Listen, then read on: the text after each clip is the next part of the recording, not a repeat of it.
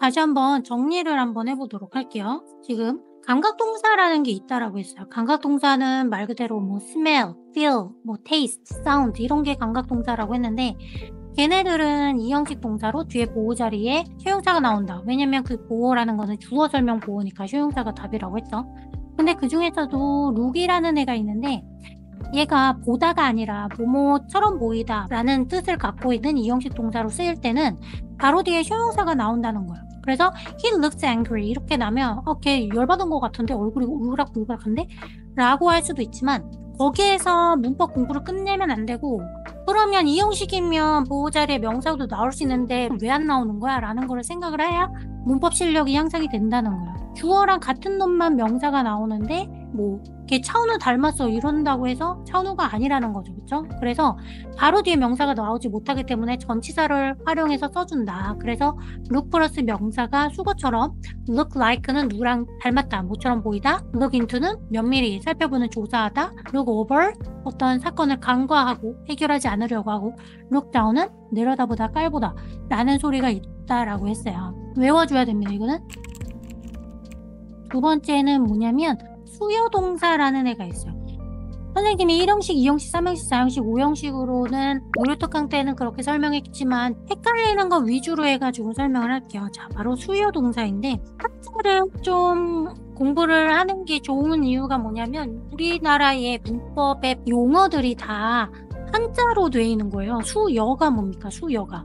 상을 주는 거를 갖다가 우리가 수여라고 얘기를 하는 거잖아요. 상을 주는 게 바로 수여죠. 그래서 뭔가를 갖다 수요동사라는 거는 해석이 무슨 뜻이 되냐면 무엇을 어떻게 해서 주다라는 동사들이에요.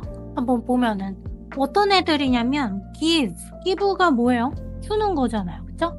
그리고 뭐 send가 무슨 뜻입니까? 보내주는 거죠. 그리고 tell 말해 주는 거잖아요. 이것도. 그리고 또 뭐가 있어요? teach 가르쳐 주는 거죠. 이것도. 그리고 make 만들어 주는 거고요. 그리고 buy 사다 주는 거고요. 주다라는 동사들이 얼마나 많겠어요. 얘네들을 통괄해서 어떻게 주는 동사들을 우리가 뭐라고 부르는 거냐면 얘네들을 우리가 수요 동사라고 부르는 거예요. 수요 동사네 하고 끝나는 게 아니라 시험 어떻게 나오는가. 이 수요 동사 같은 경우에서는 대표적인 몇 형식 동사라고 알고 있으면 되냐면 4형식 동사를 바로 수요 동사라고 얘기를 한다. 4형식은 어떻게 생겼냐면 간접 목적어가 나오고 직접 목적어라는 게 나오죠. 선생님 어디서 들었는데 문법 할 때 이런 용어는 필요 없대요 라고 하는데 저도 옛날에 영어 공부할 때 이런 문법 용어가 필요 없다라는 강사한테 배웠었거든요. 엄청 어렸을 때. 원서 막 이런 거 읽고 막 하잖아요. 아기 때는.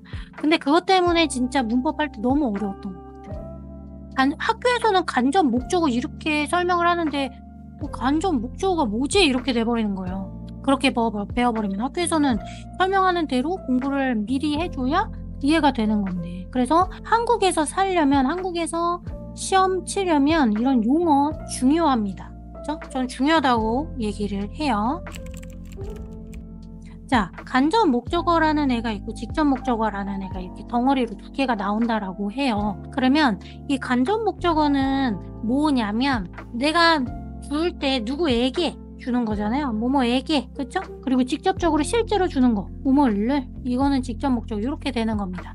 일반적으로 이 간접 목적어에 인간이 나오겠죠. 사람이 나오고 그 다음에 사람이 사람을 주진 않을 거잖아요. 뭐 장미를 주든지 뭐 할 거 아닙니까? 사람을 이렇게 진행을 합니다. 사람, 삶. 그렇죠? 예를 들면 예를 들어서 한번 보도록 할까요? 만약에 내가 gave 줬어요. 수잔한테 선물을 줬어요.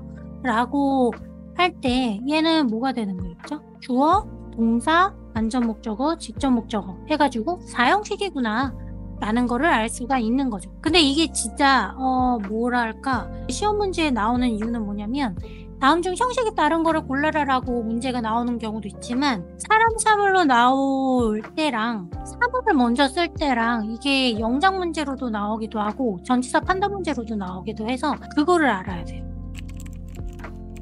4형식을 갖다가 3형식으로 바꿀 때 요때가 시험 문제가 은근히 나옵니다. 요때가 시험 문제가 은근히 나와요. 그죠? 아, 이건 시험 문제 나오는 거구나 라는 걸 알고 공부를 해야겠죠.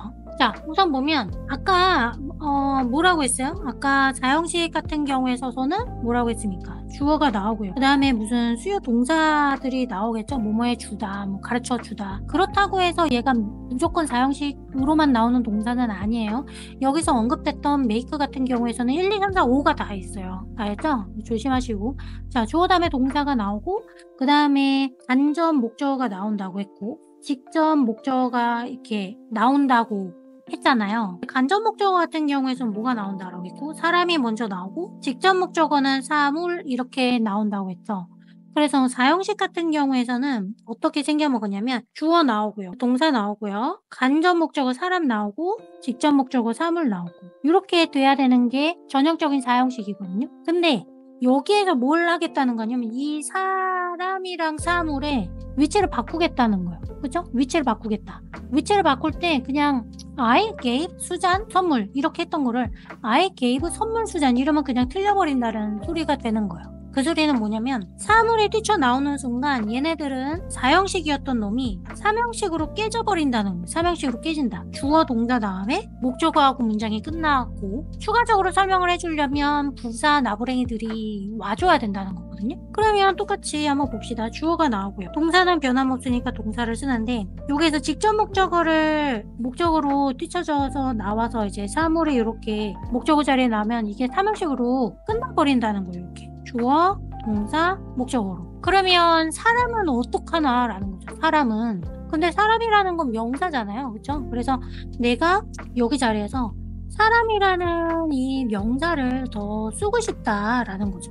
요 간접 목적어에 있던 놈을 버리지 않고 좀 쓰고 싶어요 라는 소리가 되죠. 근데 우리 문법 특강 때나 선생님이 지속적으로 얘기를 하지만 명사를 쓰고 싶을 때는 뭘 쓰면은 명사를 쓸 수 있다라고 했어요. 여기에. 그쵸. 전치사를 쓰면은 그러면 명사를 끼워서 쓸 수 있다. 그래서 나중에 레벨 올라가면 전치사 플러스 명사를 전명구 뭐 이러면서 내가 효용사 짓하면 효용사구라고 하고 부사 짓을 하면 부사구라고 하거든요. 그래서 요 자리죠. 이 전치사 자리.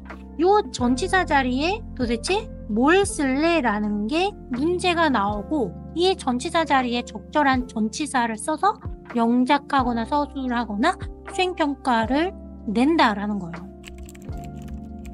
그러면 그 전치사에 따르는 애들에 대해서 선생님이 외우지 않고 좀 오랫동안 머릿속에 남을 수 있는 거를 설명을 좀 해보도록 할게요. 일반적으로 주어가 나오고요. 동사가 나오고 아까 직접 목적어 있죠? 직접 목적어였던 사물이 뛰쳐 나오고 그 다음에 전치사 다음에 사람은 아까 간접 목적어에 있었던 애잖아요. 그쵸? 그랬을 때 일반적으로는 이 동사가 만약에 뭐 그냥 일반적으로 주다라는 동사들 있잖아요. 주다라는 동사 우리가 알고 있는 give, send, 보내주다 이거 다 누구에게 뭘 주는 거잖아요. 그쵸? 그래서 show 누구에게 보여주다, tell 누구에게 말해주다, teach 누구에게 뭘 가르쳐주다, lend 누구에게 뭘 뭐 빌려주다, write 누구에게 뭘 써주다, 뭐 이런 식으로 누구에게 뭘 해주다 라는 소리가 되면 그러면 여기에 사물이 나오고 전치사는 to 쓰면 됩니다. 어렵지 않죠, 그쵸? 누구에게 뭐 해주다 라고 했으니까 별로 어렵진 않거든요.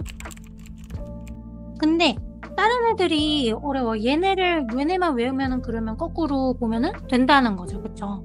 뭐가 있냐면 make, buy, get.